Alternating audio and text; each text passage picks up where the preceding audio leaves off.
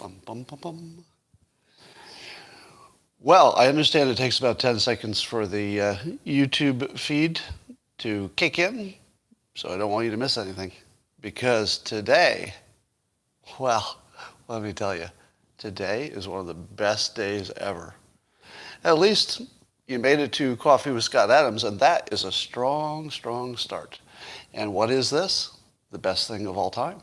The best thing in the universe, the multiverse, and possibly every simulation to infinity.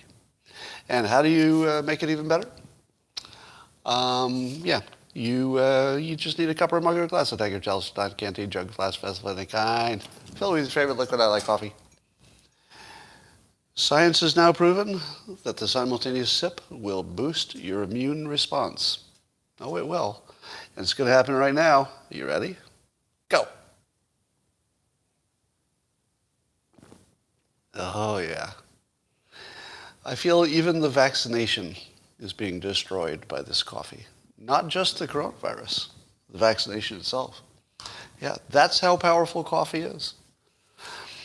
Well, let's talk about all the fake news. I like to start with the fake news first.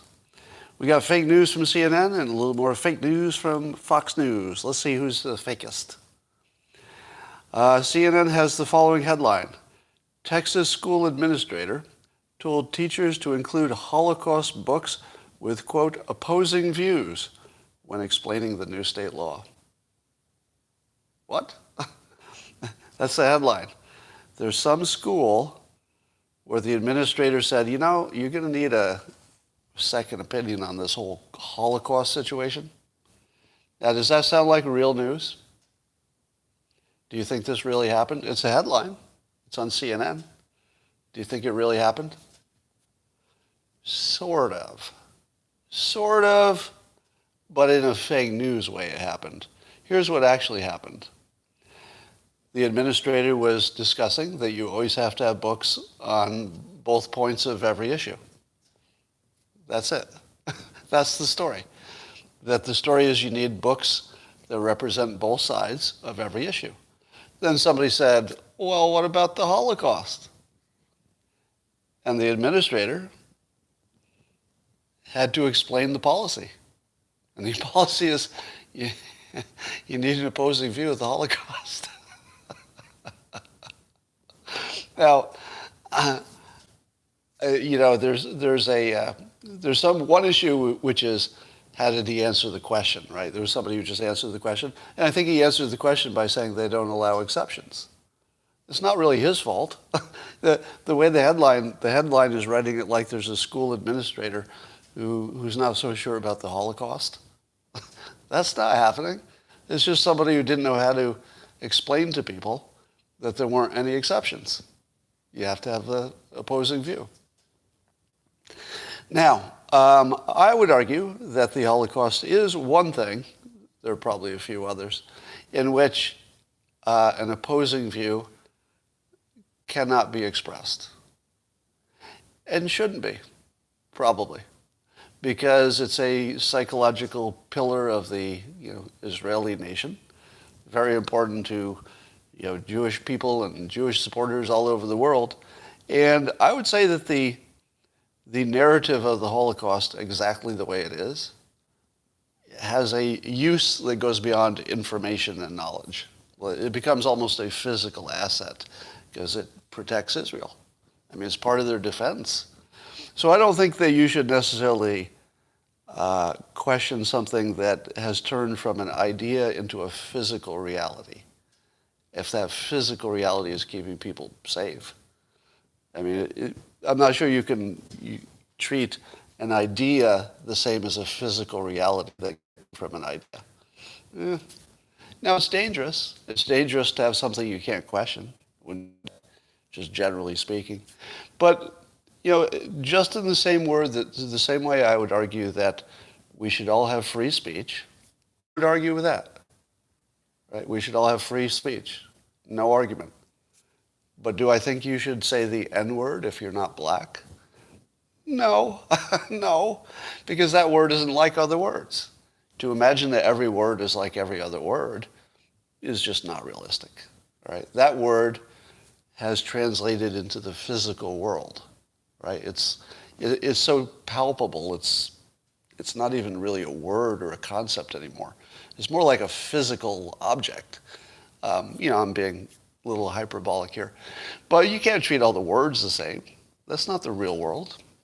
Anyway, so that's CNN's fake news, trying to make it look like this Texas administrator was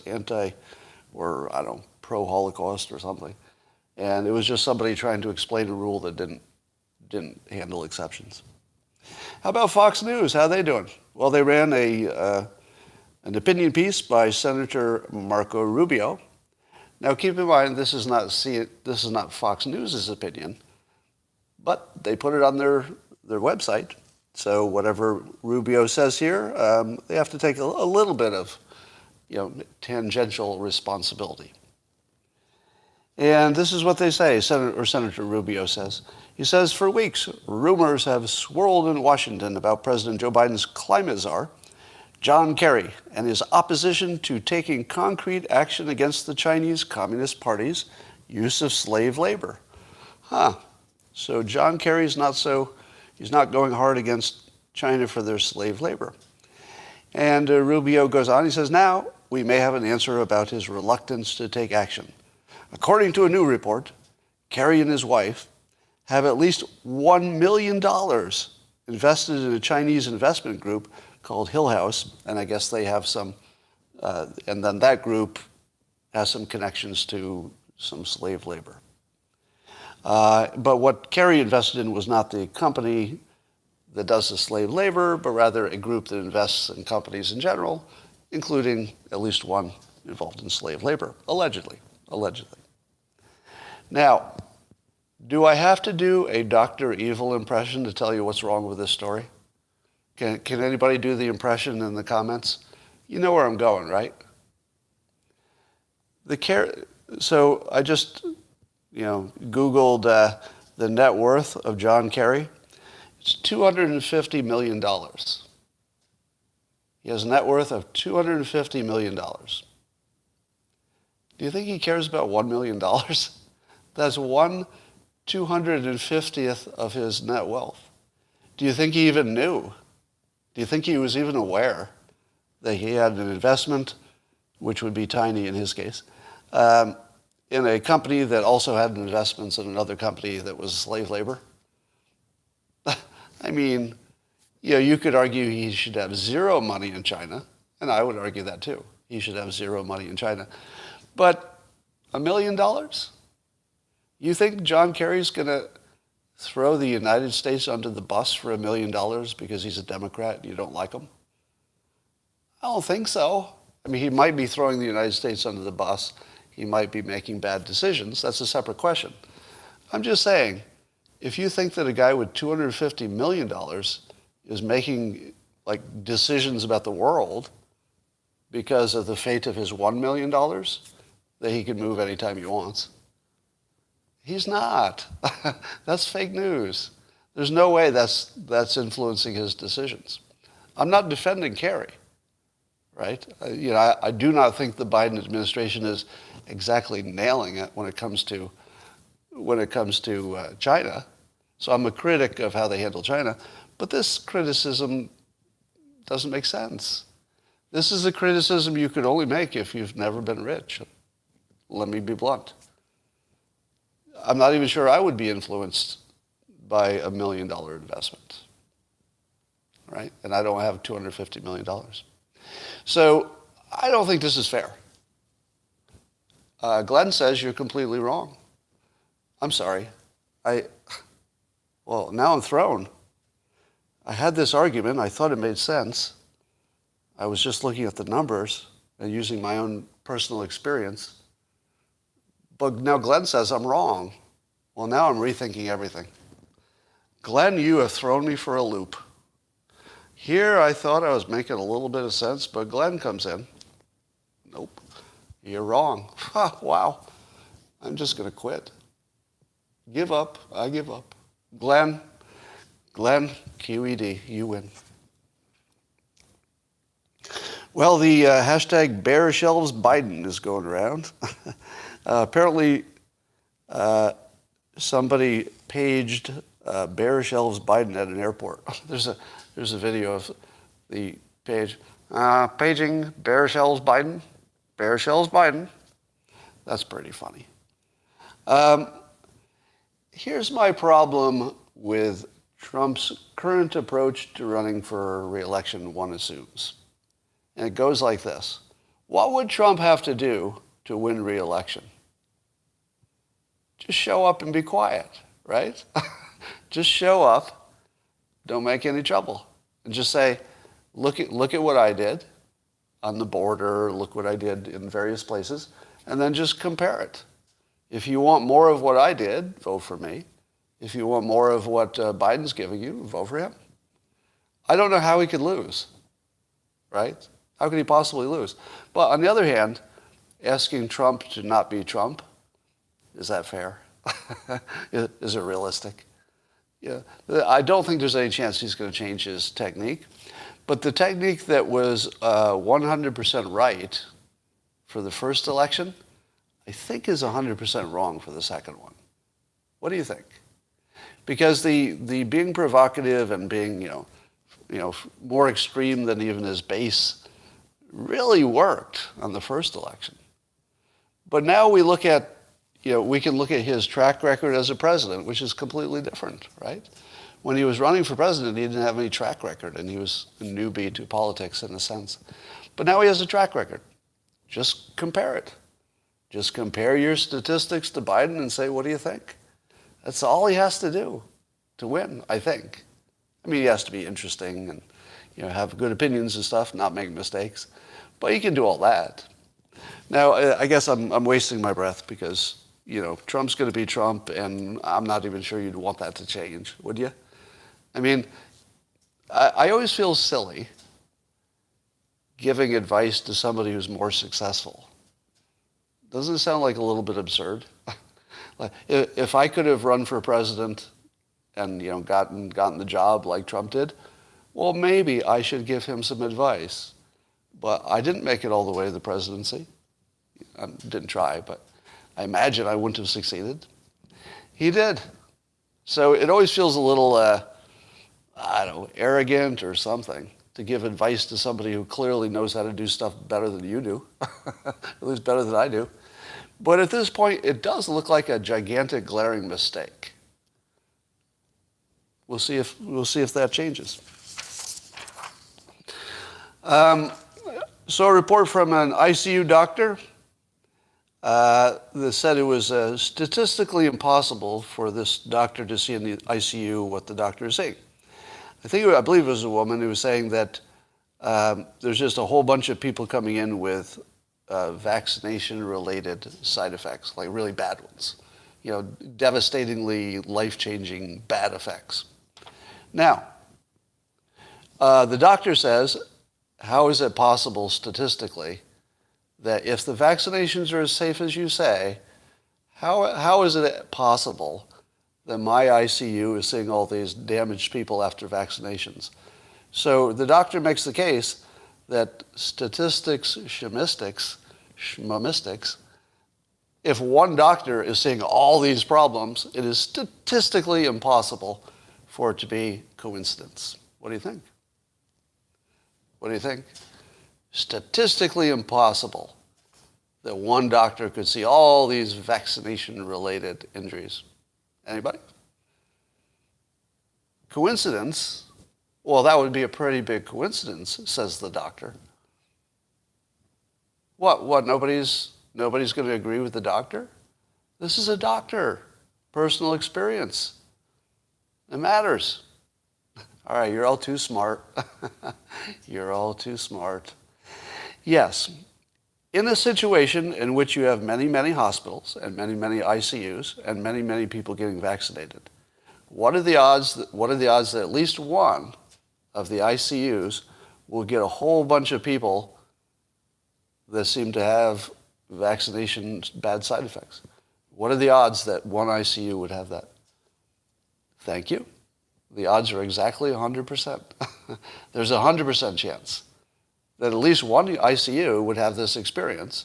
Now, what would be the odds that the doctors in the ICU who experience this very odd thing that's 100% likely to happen to somebody, what are the odds that they would think it was a coincidence? Go ahead. What are the odds that the doctors themselves would think they were experiencing a coincidence when they get all these people coming in with vaccination-related side effects? Almost 100% chance they would think there was something going on. Because they're dumb?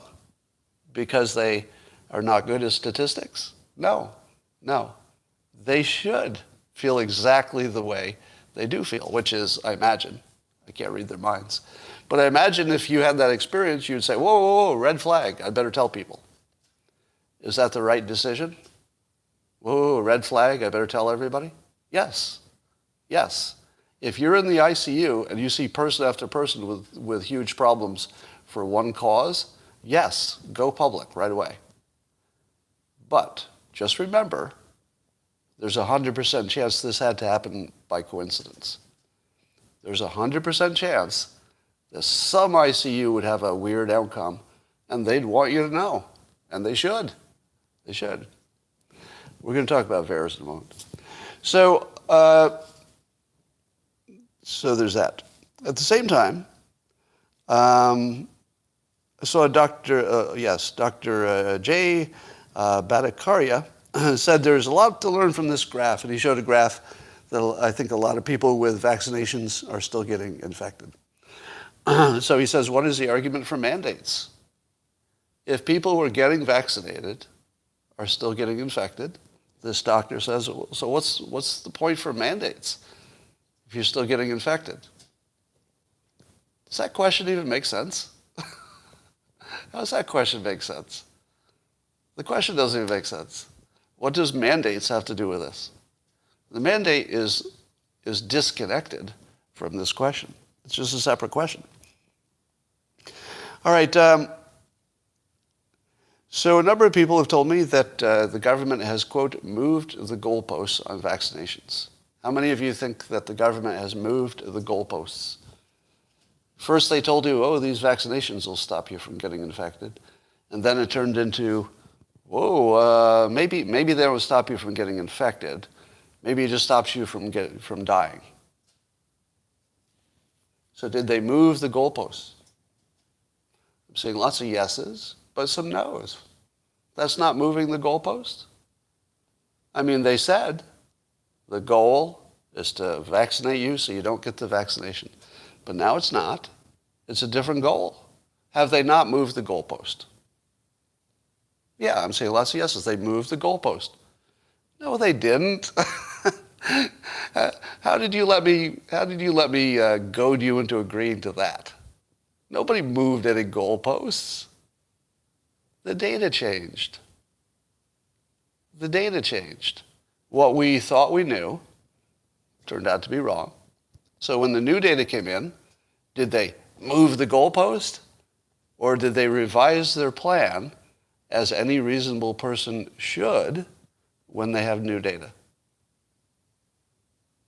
That's not moving the goalpost. That's just adjusting to the fog of war, and you had a plan, it didn't work out. You've heard the saying that a battle plan only lasts until the first bullet is fired, and then it's chaos, and then you've got to improvise. I want my government to improvise. Don't you? What did you want them to do? Get new information and then just do the same thing they were doing when they knew it wouldn't be effective? That they couldn't do the first thing. What did you want them to do? I want them to change the plan, which they did. Why are you complaining about that? Why would you complain about them changing the plan to something more reasonable once they have better data? Why are we bitching about that? It's exactly what you want. All right, here's another mind blower. You ready for this? What would be the best case scenario for how to manage the pandemic and get to the other side, given that we know vaccinations don't completely stop it and it's going to be around for a while? What's the best case scenario? I would argue that the best case scenario is the one we're in. exactly the one we're in, precisely exactly the one we're in, is the best case scenario. Because the best case scenario, given what we have to work with, right? It's not a perfect world. But what we have to work with are vaccinations and therapeutics that can greatly reduce the risk of serious problems and death. But we know if you wait around long enough, pretty much everybody's going to get it, whether they're vaccinated or not, probably. Or even if they've been infected before, apparently you can get it again. So if we know we're all going to get it, isn't the best case scenario that we get vaccinated so it doesn't kill us, and we just build immunity, the humans build immunity over time just by being infected? Somebody says, stop calling them vaccines. That's word thinking. So whether I call it a vaccine or not, we are all under the same understanding that it doesn't completely stop the spread. Would it matter if I changed the word? How would you be happier if I changed the word, given that everybody knows what it means? That in this case, the vaccine is more like a prophylactic therapy. We all know it, right? So now that we all know it, the word is okay. I would argue that when we first were finding out that the vaccines were leaky or they wouldn't stop infections, when it first came out, we should have been real careful about using the word vaccine. But now you all know what it means. Right? So now we can use the word. You all know it's not perfect. So yes, it's different than other vaccines, but we know what it means, so the word's fine. All right, we're all brainwashed now. Well, somebody says there might be some legal definitional thing. That's a separate question. Yeah, you could call it a shot. But let's not care about what we call it, okay? All right, let's talk about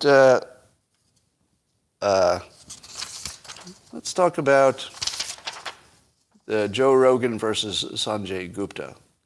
And it's fascinating to me that this continues to be big news. I mean, I'm very interested in it, so I love the story. So I guess I'm happy.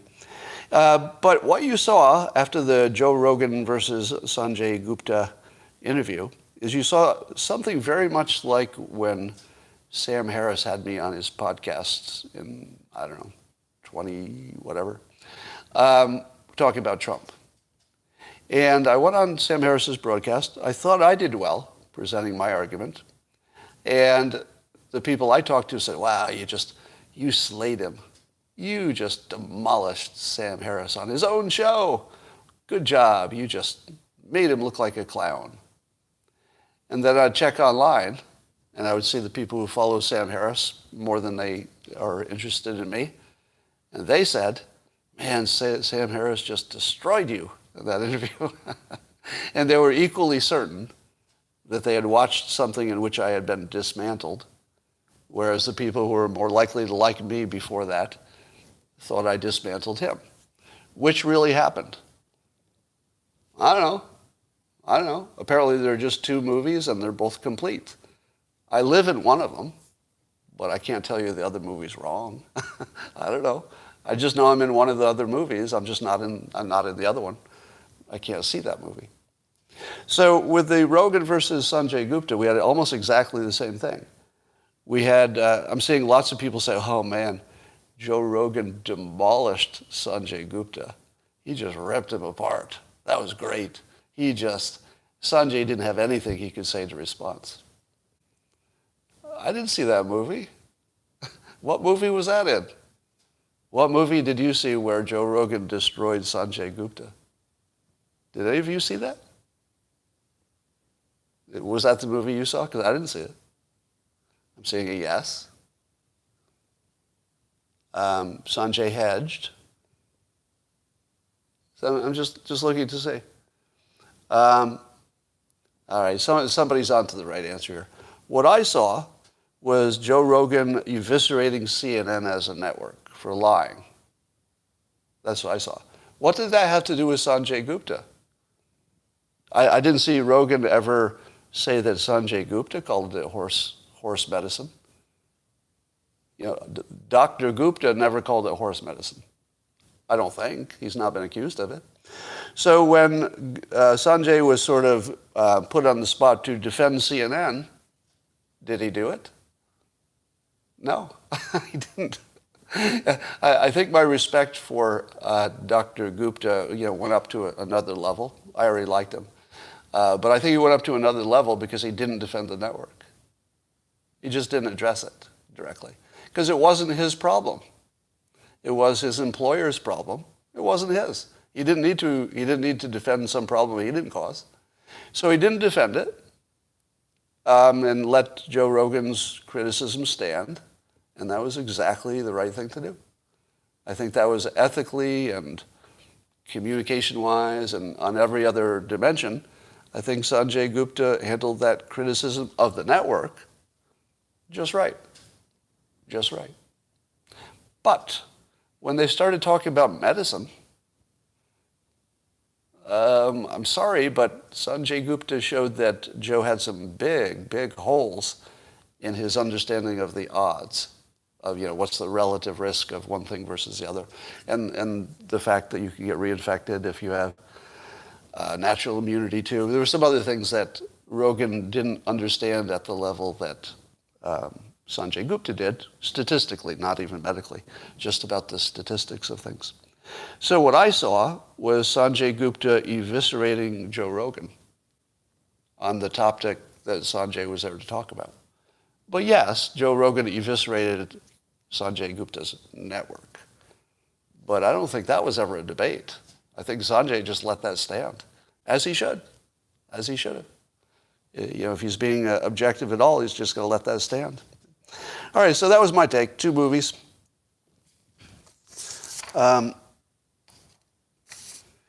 Let's talk about the VAERS database. Here's something that a lot of you didn't know. Number 1, the VAERS database is not a database of verified vaccination side effects. It is a database where people report, I think this may have been caused by the vaccination. All right? Seeing somebody sign off. Don't sign off until you see the point. How come you wouldn't want to know the point?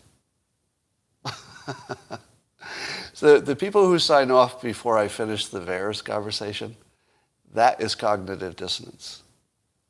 Because they can't handle the fact that they have a pretty strong opinion, and they've watched me long enough to know that there's a pretty good chance I'm going to dismantle it in the next 30 seconds. And people are like, no, I have an opinion, don't dismantle it. Too weak? Can't handle it? Too weak to hear a competing opinion? Don't be weak. Don't be weak. Hang in here. You can handle this. All right, so the VAERS database is just what people report. It's not what's true. But in the context of a pandemic, what would you expect about the reports? So the VAERS database, chugs along, gets a few reports. Hardly, the public has barely even heard of it. So it gets some reports. But then the pandemic comes along and whoa, everybody gets vaccinated and suddenly, wow, lots of reports. What's that tell you? Does it tell you that the vaccinations are therefore causing lots of problems? Because there are lots, like way lots of reports on VAERS. This is where you report the problems. And it's like off the chart.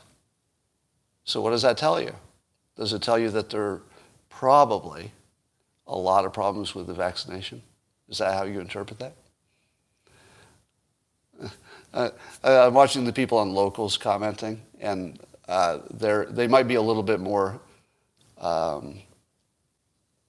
maybe more trained about how to look at these things than the people coming in from YouTube who haven't been exposed to this kind of analysis.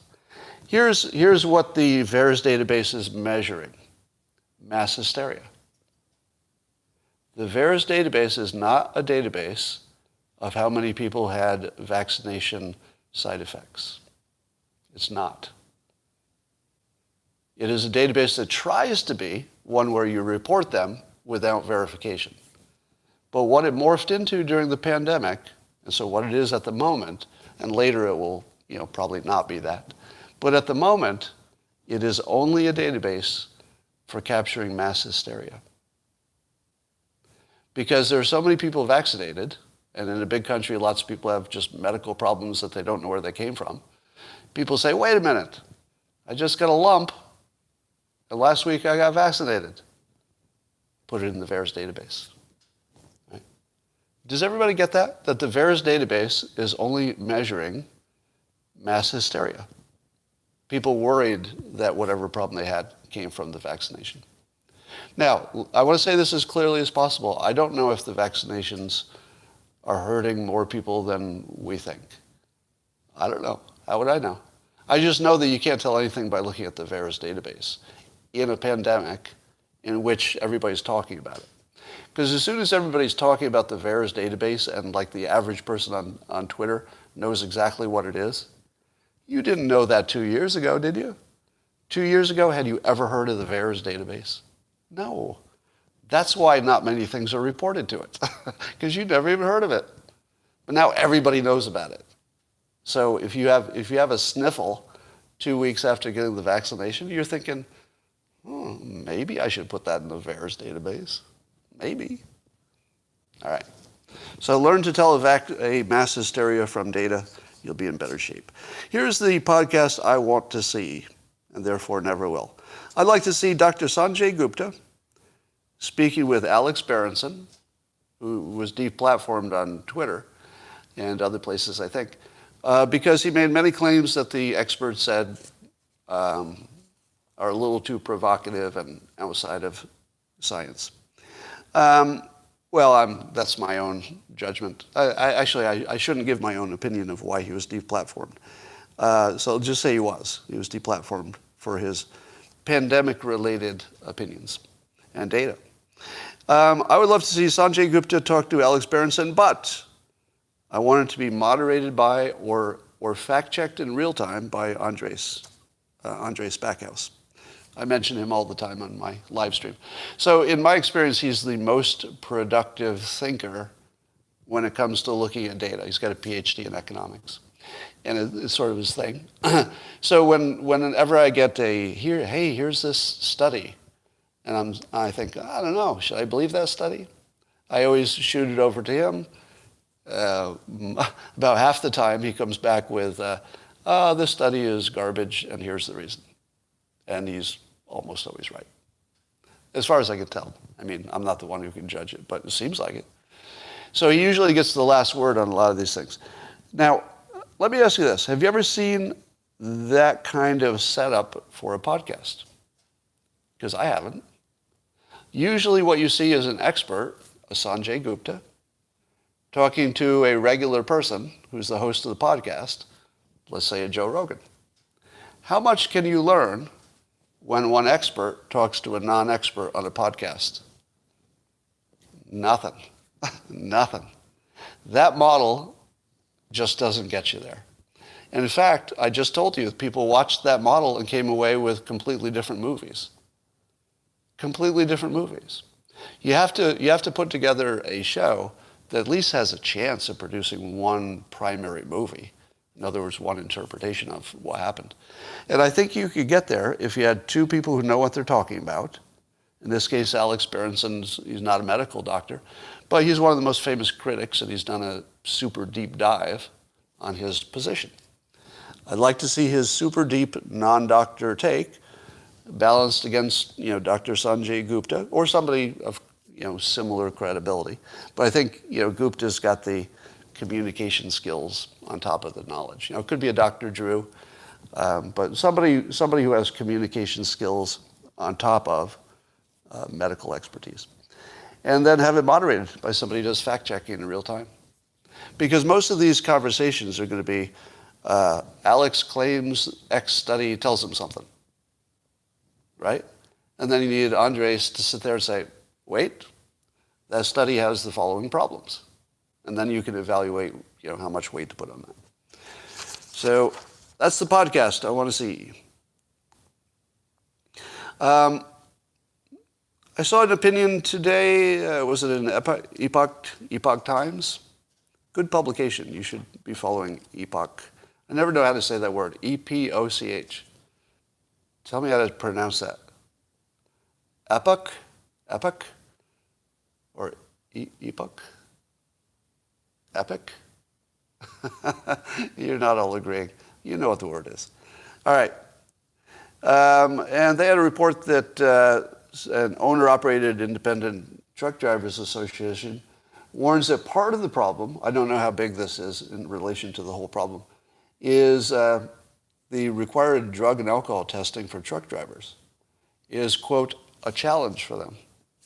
Yes, the drug and alcohol testing for truck drivers is a challenge.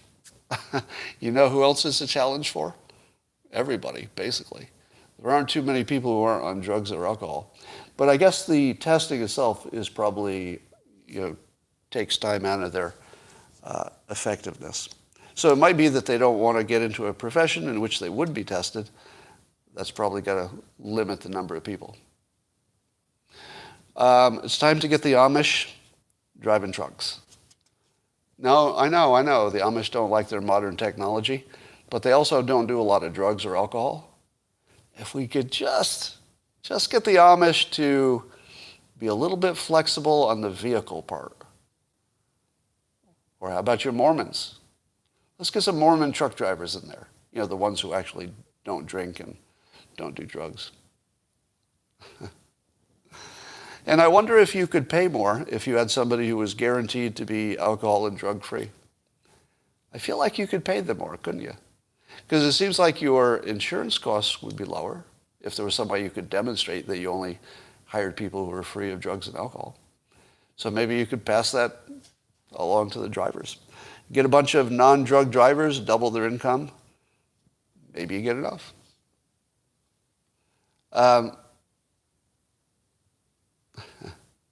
Robot truck drivers, yeah, that's the future. But it's going to take a while for the Tesla robot-driven trucks. Eventually, I think all transportation is going to be automated trucks, right? Wouldn't you expect that to be all transportation eventually? I also wonder if we should build a truck-only series of highways where only trucks can be on it and it just crisscrosses the main part of the country and gets you close to everything. Because I feel like if you had a truck-only road and they were automated trucks, that you could really...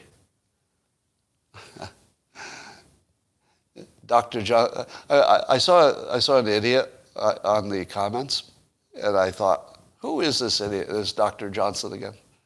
Dr. Johnson, I don't believe you're a doctor. You seem to be a troll. But we'll put you in. We'll hide you on this channel. You're hidden, Dr. Johnson. He's the guy who comes on and no matter what I say, he says I'm shilling for vaccinations. No matter how many times I tell you, I don't care if you get vaccinated. I mean, I genuinely don't care. Most people think that I get accused of being afraid. Scott, you're just afraid because of your personal risk. That's why you're trying to talk everybody else into getting vaccinated. Number one, not trying to talk anybody into getting vaccinated. Number two, afraid of what? Isn't everybody afraid of something? You're either afraid of the vaccination itself or you're afraid of the COVID, so you get the vaccination. Is there anybody who's making decisions free of fear? I mean, it might be a statistical fear where you don't feel it in your bones, but you're trying to minimize your risk, right? So do I feel fear from COVID? Not vaccinated. I'm not sure I felt a giant risk before, but I definitely felt it before. But once vaccinated, and I can't tell you that that's rational, because fear is irrational, right? Usually. So I'll just tell you how I feel. I don't feel anything that I could recognize as a fear of the virus. Do any of you have that fear? How many? Actually, I'd be interested to see this.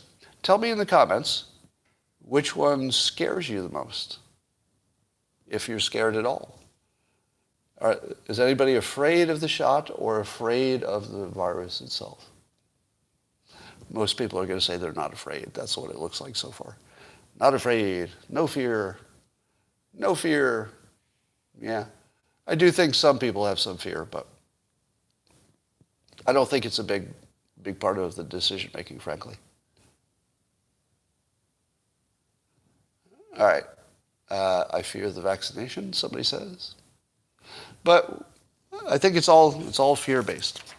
All right. That was my prepared set of notes. I saw also that Bannon looks like he's resisting the subpoena or something to testify in front of Congress. To which I say, why does Congress even have that power?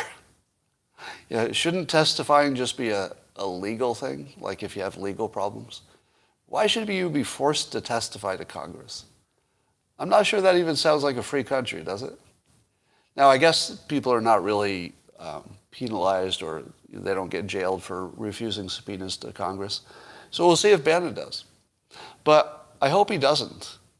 I hope he testifies, because I can't imagine anything that would be more entertaining than seeing Bannon, having the stage in that setting.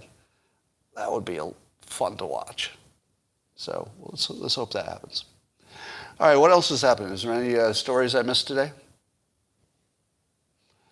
McCabe, I guess he got his pension back. I don't mind that. So for some reason, I hate it extra that people lose pensions. That never feels like the right penalty to me. Like I get, getting fired. I get going to jail if you did something that bad. But losing a pension feels like taking something from you that you earned. And McCabe earned his pension. It just doesn't feel like justice. No matter what you think he did, it doesn't feel like justice to lose a pension. I mean, or you'd have to do something a lot worse, I suppose. I don't know. Can you please help end the mandates? Why? No, I'm opposed to mandates, so you don't have to convince me why I want them to go away. But why would you want me to do it? Does that seem fair? Because, I've told you that I've tried to not persuade on some of this stuff because it's unethical. The problem is I'm too persuasive. And I'd have to be really sure I'm right, or it has to be non-medical, so there's low risk. But I'd have to be really sure I was right to persuade people to do something medical. And I think even the mandates basically are a medical decision in a sense. Can you persuade everyone to be happier and healthier? Yes. It's called the simultaneous SIP and all that comes with it. How many of you feel that I've made you happier? In the comments, yeah. Now, on YouTube, you're not seeing this, but over on the locals, it's a subscription. See, it's just a sea of yeses. It's all yeses. It just lit up. the comments just lit up with yeses. Now you're a little bit behind, but they're all yeses, right? So somebody asked me if I could make you happier, and apparently I can. Apparently I can. Now, not every person. Kristen says my epistemology is flawed. Oh man, I was having a good day, but it turns out my epistemology is flawed. Alexa, what's an epistemology? Epistemology is a now-meaning branch of philosophy that investigates the origin, nature, methods, and limits of human knowledge. Investigates the limits and nature of human knowledge. I guess mine's flawed. So good for you with your perfectly functioning epistemologies. Mine apparently is broken.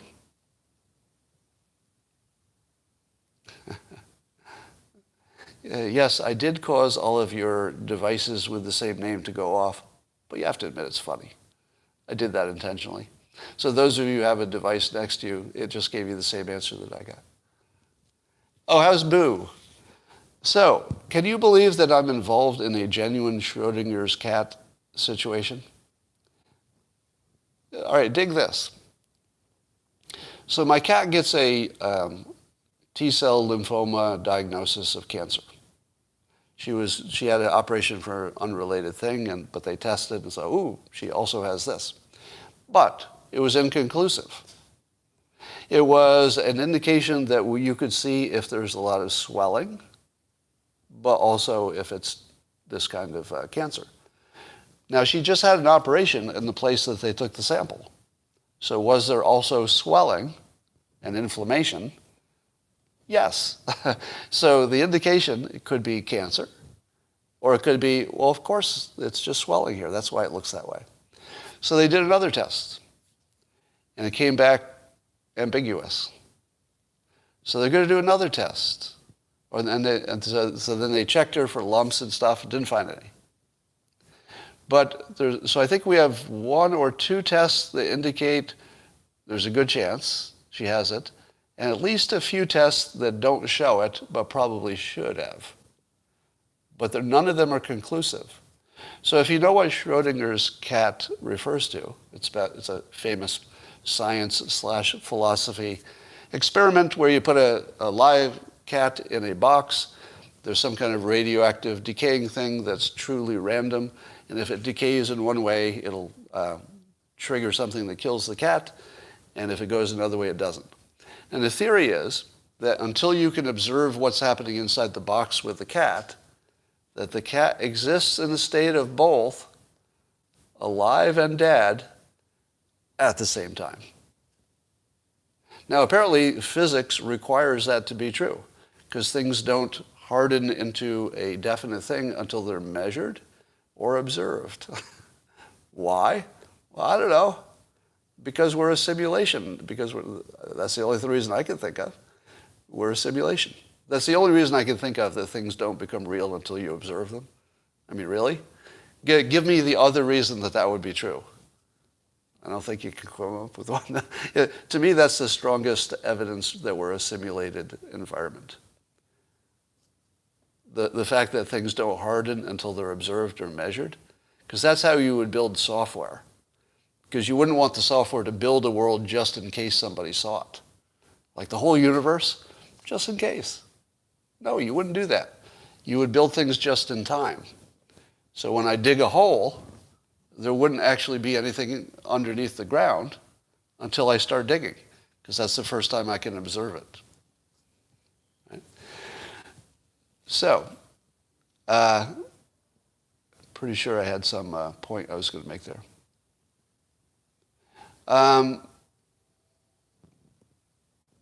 Don't agree. Don't agree. It's quantum theory. Anyway, so back to my cat. So I literally have a Schrodinger's cat situation. I have a cat that is either dead or alive, and I don't know, because we can't get a measurement. We're trying to measure, but since there's no definitive measurement, it remains unmeasured. So my cat is both alive and dead. Dead in the sense that if she has this cancer, she only has weeks to live. And I don't know. I have to live in a world where it's a Schrodinger's cat. She may be alive for a while, she may not be. And I, of course, believe that I can manipulate my reality. Right? Yeah, you've seen it. You've seen me indicate that. I believe that if we're a simulation, and the odds are very great that we are, that there may be a way for us to manipulate it from within it, to actually program the simulation. Now, it's not a coincidence that people like Elon Musk and people like me are pro-simulation as the most likely explanation. Because on a smaller scale than Elon Musk, we both did things that don't look possible. Often. If I told you the full list of things that I've personally done, a lot of it you don't know about, because there's some good reason you shouldn't know about it. But if I told you the things that I've personally influenced and done, you wouldn't believe any of it, because none of it looks real. Even I can barely believe it. And imagine being Elon Musk. How does he wake up in the morning and think any of this is real? Would you think this was real if you were Elon Musk? I don't think you would. You would think, whatever's happening to me, I must be causing it to happen. And I believe he is. I believe he is causing it to happen. And I believe I am too. So here's where the cat comes in. When I got the cancer diagnosis the first time, I said to myself, I'm going to change that. I'm going to make it not true. And the next time I talked to the doctor, she said, we're not so sure this is cancer. We better check. And now they're checking. And somehow the cancer diagnosis turned into maybe cancer. Except she doesn't have any signs of it. I feel like I Schrodinger catted this situation. I feel like I pushed the cat in one direction here. Put my finger on the random generator. Feels like it. Let me tell you another story, similarly. Maybe I've told you this story before. Years ago, I think it was in my 20s, and I got a lump on my neck. It was about the size of like half of a golf ball. It started small, but it just sort of grew over maybe a week or two. It was like this big lump. So I go to the doctor. Kaiser is my doctor, HMO. And the doctor looks at it and says, we better have this x-rayed. And we'll better have it x-rayed by the cancer people. And I said, okay. I realized it could be cancer, so that's why we're checking. But what else could it be? Like, if it's not cancer, what could it be? Big old lump that just suddenly forms? And the doctor said this.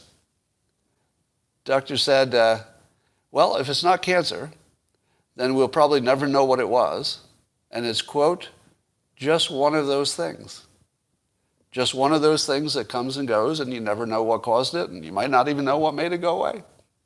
So it's either cancer or just one of those things. So I get x-rayed, and I have to wait like a week to get in and talk to the oncologist. So you go to the oncologist's office, and I'm sitting there in a waiting room with only people who are there for the same reason. We had all had a tentative cancer diagnosis, and this doctor was going to tell us if it was or was not cancer. So the doctor walks into the waiting room. He says, Mrs. Garcia? And I see Mrs. Garcia look up all worried. And the doctor says, good news, you don't have cancer. Test came back clean. And she's like, oh. And the doctor takes her in to talk with her some more. Comes down again, Mr. Jones. Mr. Jones is like, ugh. Looks up. Doctor says, Mr. Jones, good news. You're clean. Test came back clean. You're all good. Come on and we'll talk about it. Doctor comes back in the waiting room and he says, Mr. Adams. And I look up and I go, ugh. He says, come in my office. We need to talk. Yup, that actually happened. So I go in his office and he says, these x-rays are a little ambiguous. And I said, well, if it's not cancer, what else could it be? And the doctor goes, it looks like cancer. But what else could it be? Like, what are the other possibilities? Since you're not positive, what else could it be? And the doctor said some version of, I don't know, if it's not cancer, just one of those things. Use different words. So I have to wait more days with a tentative cancer diagnosis. And that's a bad week. Have you ever had a tentative cancer diagnosis?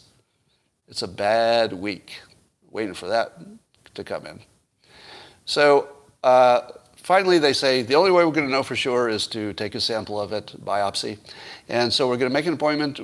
This guy's going to stick a needle into it and draw out whatever's inside. And then the doctor says this. If there's a fluid in there that's clear, then it's just one of those things. It's not cancer. It's just one of those things. If it comes out red, meaning blood, you have cancer, and it's a pretty bad one. Like there's a big old lump on your throat. So I'm sitting there, and the doctor puts in the needle, and he draws it out, but I can't see it. I forget which side it was. I think the side. I can't see it. I'm like, you bastard, start talking. Because he knew, that doctor knew if I was basically alive or dead at that moment, right? You got to tell me that right away. And then I say, what is it? What is it? And he says, oh, it's clear liquid. Just one of those things. And I said, well, what do I do to treat it? I have this big old lump here. I'm thinking, well, it's going to be surgery or something. And the guy says, oh, I'll take care of that. He sticks the needle in a second time, goes, takes out the rest of the juice, puts a Band-Aid on it, and sends me home. Cured. Cured. Now, at the time, I thought I did have a cancer diagnosis, and I did think I needed to change reality because I was in a Schrodinger's cat situation. And I said to myself, if I have any control over this universe, I'm going to put my finger on the random number generator now. So I did, sort of mentally. Still here. So I'm going to try to save my cat the same way. Yeah, they did say it might be cat scratch fever. So I'm seeing your comments. They did mention that it might be that. And so that's my story. Sometimes you might be able to put your finger on the random number generator. All right, I got to run now. And it is a pleasure to speak with you as always.